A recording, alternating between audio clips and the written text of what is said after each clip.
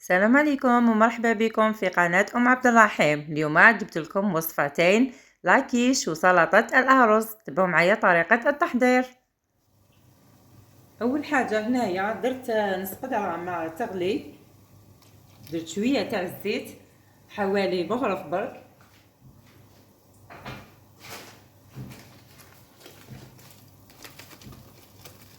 درت مغرف صغيرة تاع الملح،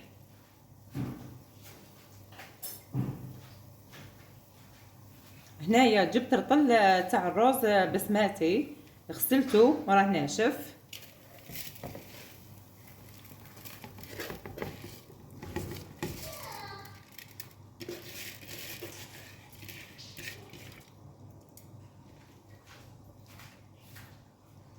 هكذا وخلوه حتى كي يطيب ساعات فيريفيه، ما تخليش يعني راقبيه، ما تخليش يتعجن. هنا راني خليت الرز تاعنا يطيب، جبت كسرونه وحده اخرى درت فيها شويه تاع زيت، مرصو تاع الزبده،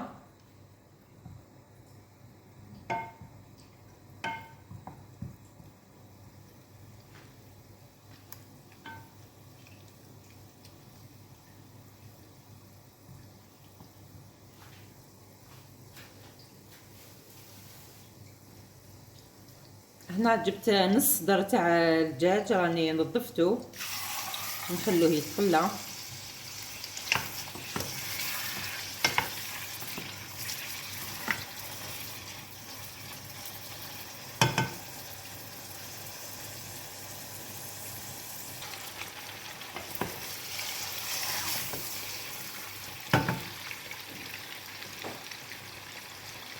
هنا جبت حبه بصل صغيره قطعتها هكذا دقيق،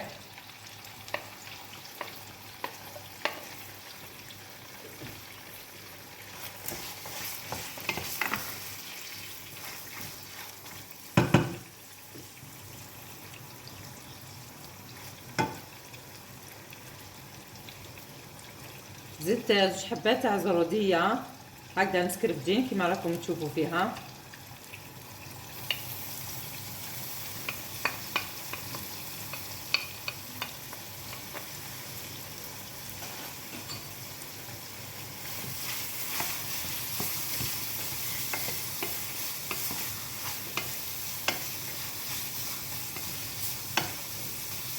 هنا بنص صدر تاع الدجاج ورطل تاع رز راح تحضري احلى كراتان تاع الرز.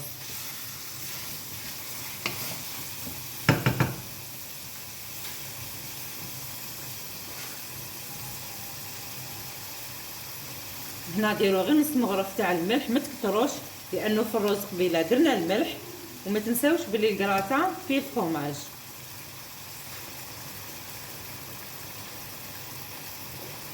نزيدو رشه تاع فلفل الكحل،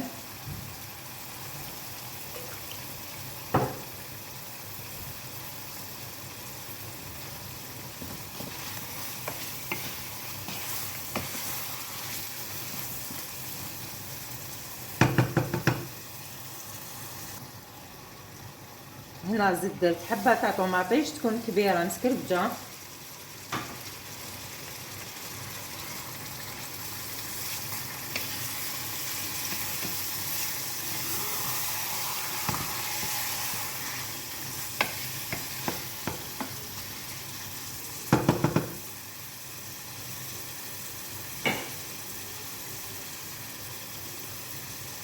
هكذا مرقي نخلوه حتى يطيب الدجاج. هنا راني خليت الرز والصدر تاع الدجاج يطيبوا، حضرت كسرونه درت فيها نص لتر تاع الحليب، ديروا فيها مغرف هكذا اونص، يعني اونص قريب مملوءه يعني تاع فارينه، شويه تاع ملح، قرصه تاع فلفل الكحل. هنا نخلطوا كلش مع بعضه. هذه اسهل بيشاميل انا نحب نحضرها. هنا نديرو مثلثات تاع الجبن.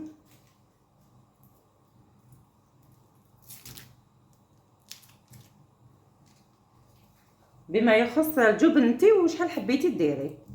انا هنايا درت 5 تاع مثلثات هكذا.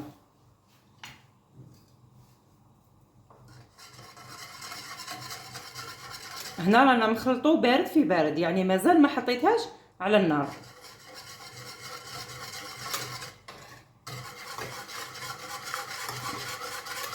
انا كيما هنا كنت تشوفوا الفارينه راهي تفتحت، هذا راه الفرomاج برك.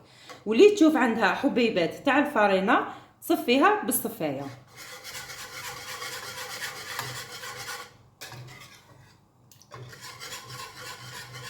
هكذا راهي دابت الفارينه تاعنا في الحليب، ونروح نحطوها فوق الفرن. هكذا حطيها وقعدي تخلطي، ما تنحيش يدك حتى تشوفيها تتقال.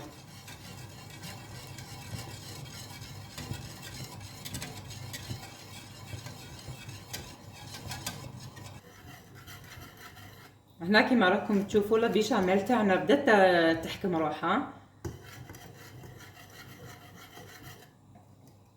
هذاك الفرomاج كامل راهو داب.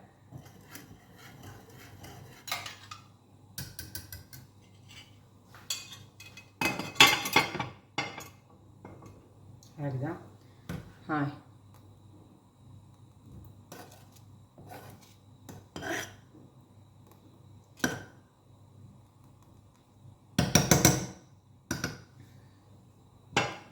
هكذا نطفوا على بيشاميل تاعنا وتبعوني نروحوا نكملوا الكراتان تاع الرز. هنايا راني حضرت كلش كيما راكم تشوفوا. عاولك نص صدر تاع الدجاج قطعته هكذايا، راك تشوفوا نص صدر برك الله يبارك. هنايا الكريال. هنا راكم تشوفوا الرز خرج لي هذا طبسي وهذا قريب معمر. هذا نخدموا به الكراتا، وهذا من بعدك نحضروا به السلطه. وهذه لاصوص اللي طيبنا فيها صدر تاع الدجاج. وهنا المعدنوس.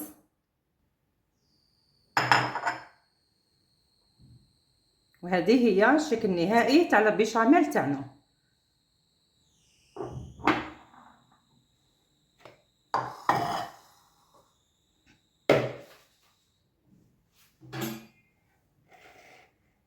هنا جيبي اليان ديالك ديري فيه هذاك الرز.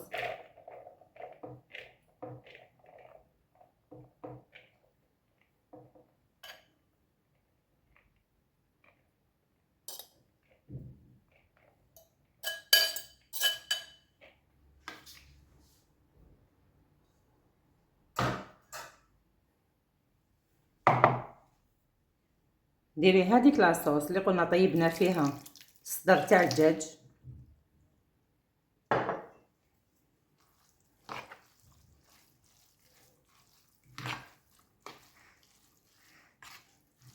ولي ما حبتش دير الارز البسماتي تستعمل الرز العادي.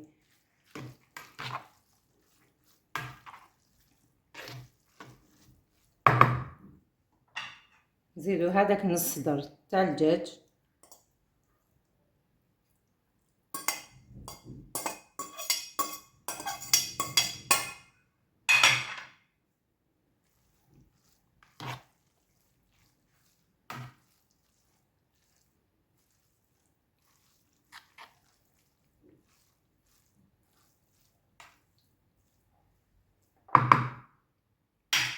نزيدو هذيك لابيشاميل.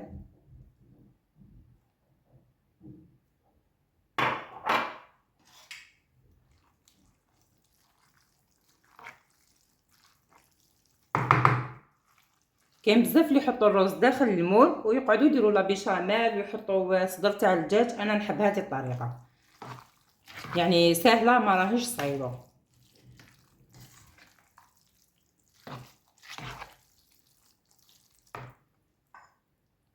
زيدوا هذاك المعدنوس.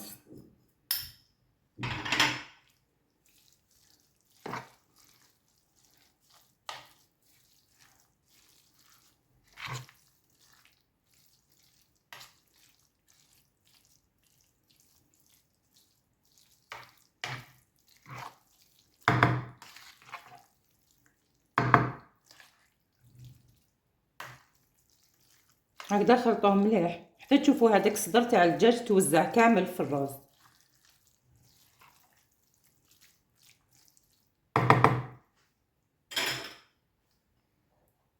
هنا جبت المول ديالي دهنته بالزبده.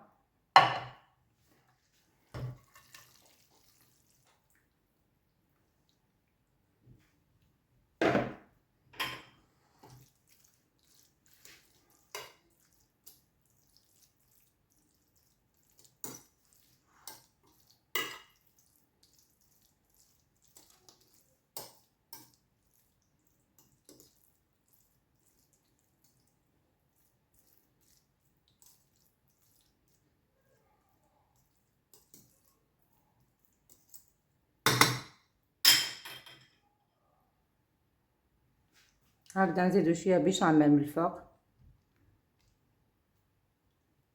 هذه شويه برك خليتها قبل ما ندوز الرز.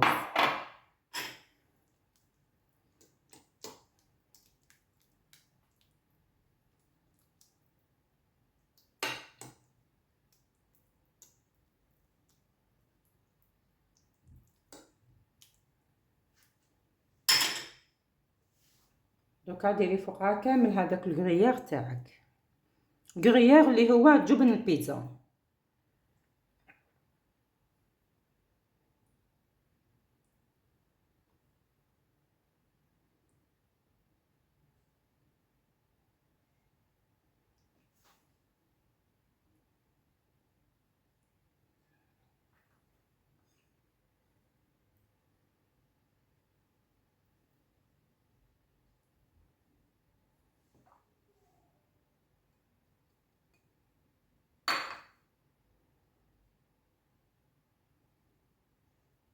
هكذا مشي كامل وفرماج فوق الرز.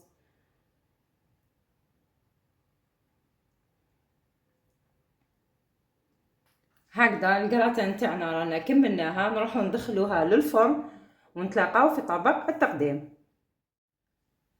هذا هو الشكل النهائي الكراتين تاع الرز تاعنا. كيما راكم تشوفوا الفرماج كامل احمر من الفوق. دوك نقطع لكم وتشوفوا تجي مشمخه.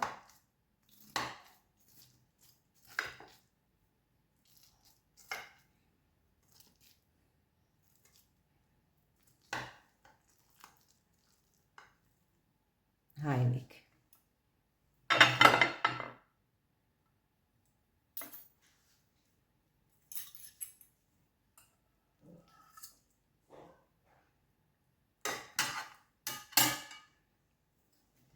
هاي ليك فرجت.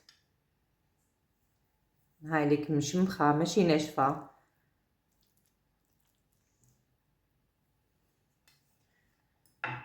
دوكا نخلو الكراتين تاعنا على جيه ونروحو نحضرو بهذاك الرز اللي قعد سلطه الارز اللي هي ماسيدوان.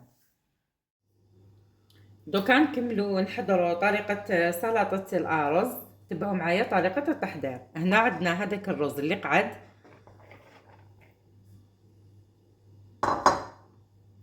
نديرو فيه المايس،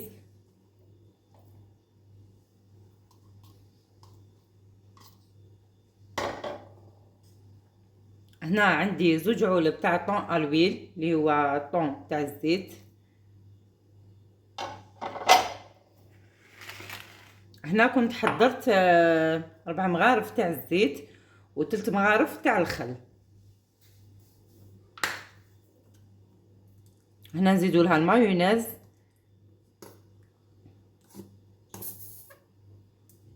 هاك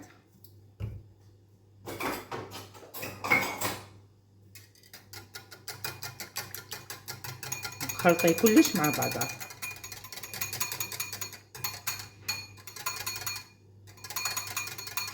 كاين اللي يدير الزيت وحده والمايونيز كل حاجه وحدها، انا نستعمل هذه الطريقه.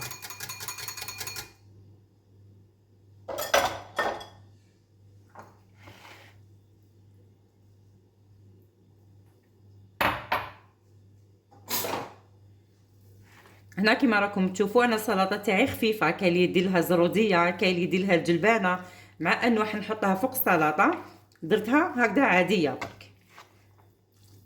هنا نخلطوا كلش مع بعضه ونتلاقاو في طبق التقديم. هذا هو الشكل النهائي تاع سلطة الأرز تاعنا. كما راكم تشوفوا درنا لاكيش تاع الرز، زدنا سلطة الأرز. إن شاء الله ينال إعجابكم، واللي عجبتها الوصفات دعمني باللايك والاشتراك، وبارك الله فيكم.